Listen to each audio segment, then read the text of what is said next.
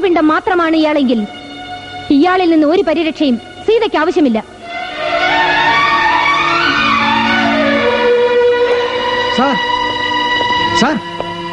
Case തള്ളും.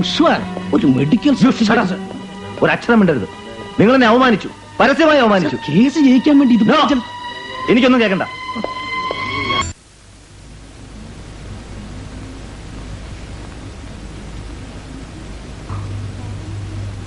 ലാഭനഷ്ടങ്ങളുടെ കണക്കുകൂട്ടുകയാണോ?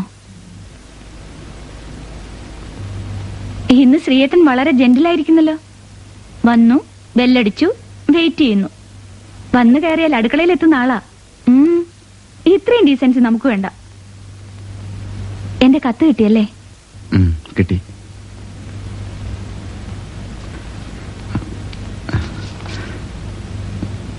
എന്റെ വിവാഹമാണ്.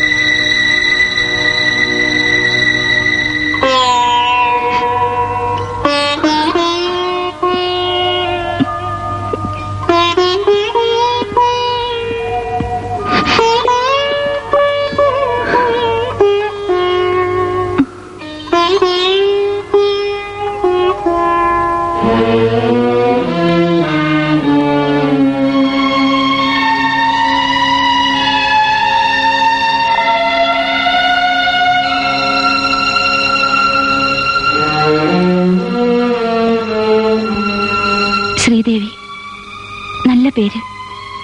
പേരുപോലെ തന്നെ ആകട്ടെ ആളും. ആശംസകൾ. ഉള്ളി തട്ടി ആത്മാർത്ഥതയോടെ ക്ഷമ ചോദിക്കുന്നത് എപ്പോഴാണ്? അവസാനം എനിക്ക് ബോധ്യപ്പെട്ടു, എനിക്ക് ആഗ്രഹിക്കാവുന്നതിലും വളരെ മുകളിലാണ് രാജി. അല്ല, ഞാൻ അർഹനല്ല.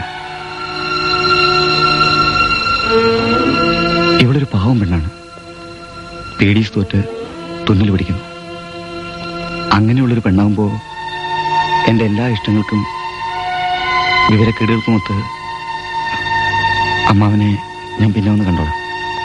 ശ്രീയേട്ടാ,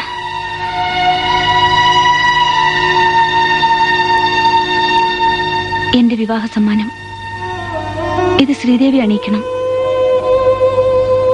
വിവാഹത്തിന് ഞാൻ വരില്ല. കല്യാണം കഴിഞ്ഞ് രണ്ടാളും കൂടി വരണം.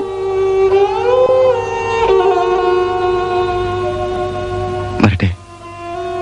എന്നും രാജിയുടെ ഒരു ആരാധകനായിട്ട് ദൂരെ നിൽക്കുന്നുണ്ടാവും ഞാൻ.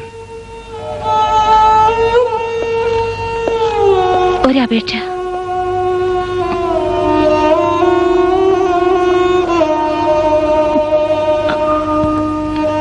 എന്റെ അത്യാഗ്രഹമാണെങ്കിൽ പൊറുക്കണം.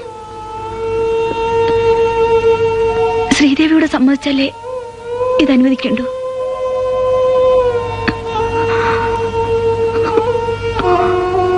ശ്രീയേട്ടന്റെ മക്കൾ എന്നെ അമ്മയെന്ന് വിളിക്കണം.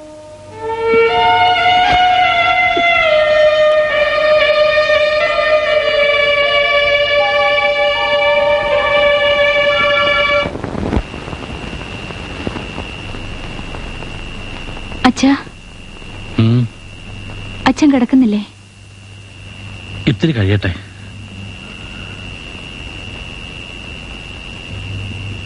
ശ്രീയേട്ടൻ വേറെ വിവാഹം കഴിക്കുന്നതിൽ അച്ഛന് ദുഃഖമുണ്ടോ?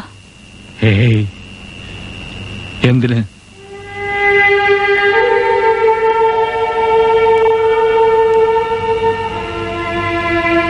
നിനക്ക് വിഷമമുണ്ടോ?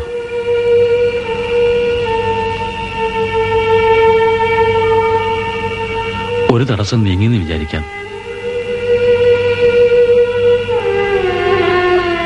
യോജിച്ച ഒരാളെ നോക്കാലോ. വേണ്ടച്ച, നഷ്ടപ്പെടുമ്പോഴാണ് വില അറിയുന്നത്. ശ്രീയേട്ടൻ പാവമായിരുന്നു. ദോഷങ്ങളാണ് നമ്മൾ കൂടുതൽ കാണാൻ ശ്രമിച്ചത്. അന്ധമായ സ്നേഹമായിരുന്നു. അത് ഞാൻ അറിഞ്ഞില്ല, അല്ലെങ്കിൽ അറിഞ്ഞില്ലെന്ന് നടിച്ചു.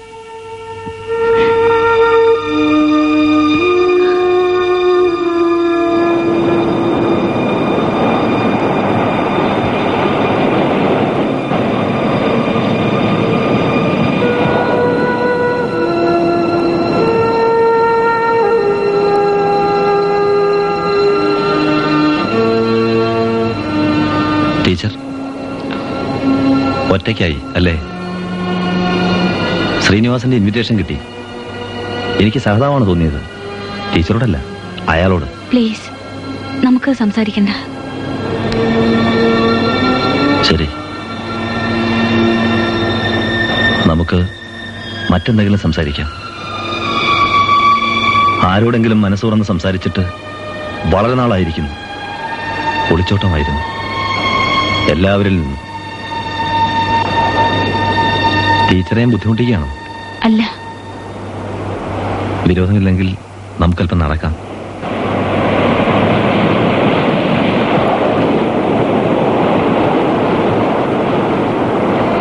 ടീച്ചർക്കറിയോ, ഞാനിപ്പോ ആരോടും ഒന്നും സംസാരിക്കാറില്ല. കമ്പനി പോയിട്ട് മാസങ്ങളായി. വല്ലപ്പോഴും ഇവിടെ വരും.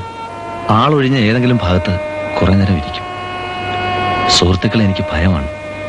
ചിലർ സഹതപിക്കും, ചിലർ കുറ്റപ്പെടുത്തും. രണ്ടും അസഹ്യമാണ്. എന്റെ ജീവിതം അതെനിക്ക് നഷ്ടപ്പെട്ടു കഴിഞ്ഞു. നഷ്ടപ്പെടുത്തിയെന്ന് പറയുന്നതല്ലേ ശരി? നിങ്ങളുടെ ജീവിതം മാത്രമല്ല, ഒരു പാവപ്പെട്ട പെണ്ണിന്റെയും. നിങ്ങൾ അവളോട് കാണിച്ചത് കടുത്ത ക്രൂരതയാണ്. സ്വന്തം കുഞ്ഞിനെ പോലും നിങ്ങൾ നിഷേധിച്ചു. സീതയുടെയും കുഞ്ഞിന്റെയും ശാപത്തിൽ നിന്ന് നിങ്ങൾക്ക് ഒഴിഞ്ഞു മാറാനാവോ മിസ്റ്റർ രവീന്ദ്രനാഥ്? എനിക്ക് എന്തിനേക്കാളും വലുതാണ് ടീച്ചർ അഭിമാനം. ഇപ്പോഴും നിങ്ങൾ അഭിമാനത്തെക്കുറിച്ച് പറയുമ്പോ എനിക്ക് തമാശ തോന്നുന്നു. സ്വന്തം ഭാര്യയെ സംരക്ഷിക്കാൻ കഴിഞ്ഞില്ല. അവളോട് കേവല നീതി പോലും പുലർത്താനായില്ല. കോടതി മുറികളിൽ നിങ്ങൾ ഇരുവരും പരിഹസിക്കപ്പെട്ടു. ഒടുവിൽ സ്വന്തം പൗരുഷം പോലും തള്ളി പറയേണ്ടി വന്നു, ഇല്ലേ? ടീച്ചർ, സ്വന്തം നിഴലിനോടാണ് നിങ്ങൾ യുദ്ധം ചെയ്യുന്നത്. ഒരു കോടതിക്കും ഇതിന് പരിഹാരം കാണാനാവില്ല. നിങ്ങളുടെ മനസാക്ഷിയുടെ കോടതിയിലാണ് വിചാരണ നടക്കേണ്ടത്. വിധികർത്താവ് നിങ്ങൾ തന്നെയാണ്. പക്ഷേ എനിക്കൊരു തീരുമാനം എടുക്കാൻ കഴിയുന്നില്ല. ആലോചിക്കൂ, ദിവസങ്ങളോളം ആലോചിക്കൂ. ഇംഗ്ലീഷിലൊരു ചൊല്ലുണ്ട്, ഹെവൻ ഇൻ യുവർ ഹാൻഡ്. സ്വർഗം നമ്മുടെ കയ്യിലാണ്, നരകവും. രണ്ടും നമ്മൾ സൃഷ്ടിക്കുന്നു. ഇവിടെ രവീന്ദ്രനാഥിന്റെ ജീവിതത്തിൽ ഏതു വേണം? ആദ്യം നീതി കാണിക്കേണ്ടത് നമ്മോട് തന്നെയാണ്. ആദ്യം കാണേണ്ടത് നമ്മുടെ മുഖവും, എത്തി നോക്കേണ്ടത് നമ്മുടെ ഹൃദയത്തിലേക്കും.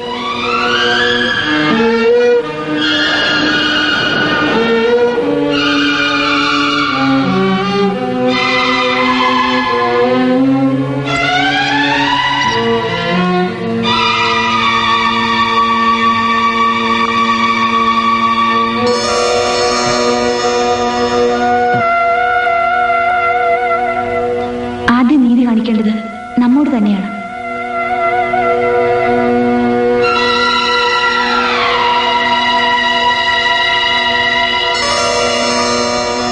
ആദ്യം കാണേണ്ടത് നമ്മുടെ മുഖവും, എത്തി നോക്കേണ്ടത് നമ്മുടെ ഹൃദയത്തിലേക്കും.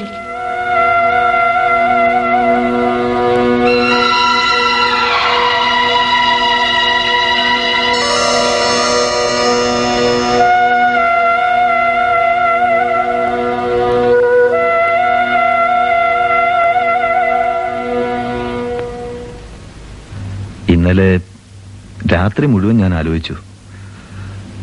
ടീച്ചർ പറഞ്ഞാണ് ശരി. സീതയെ ഞാൻ സ്വീകരിക്കാം.